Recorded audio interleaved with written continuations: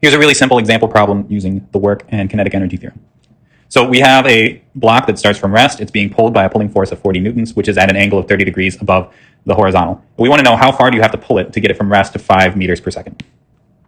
So the work kinetic energy theorem says that the net work is equal to the change in kinetic energy. So we'll need to calculate both sides of this equation to be able to solve for the question. Right, so let's start with the definition of work.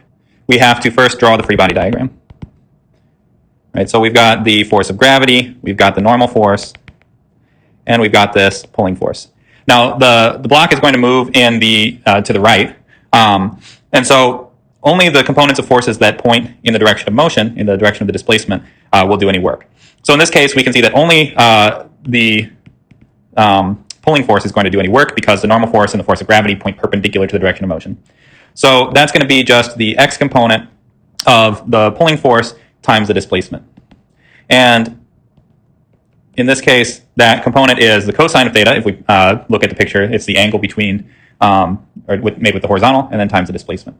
So now you can see that this, I talked about it in terms of breaking down forces into components. Those are the ones that do the work. But we can see that we got back the textbook definition of work.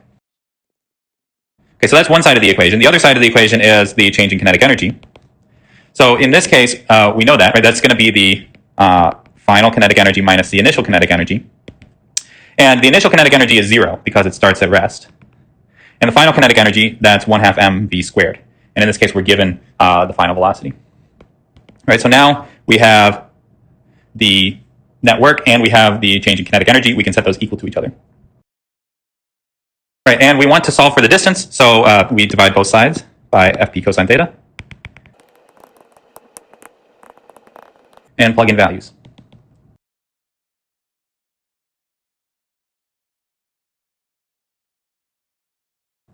And that gives us a distance of 3.6 meters.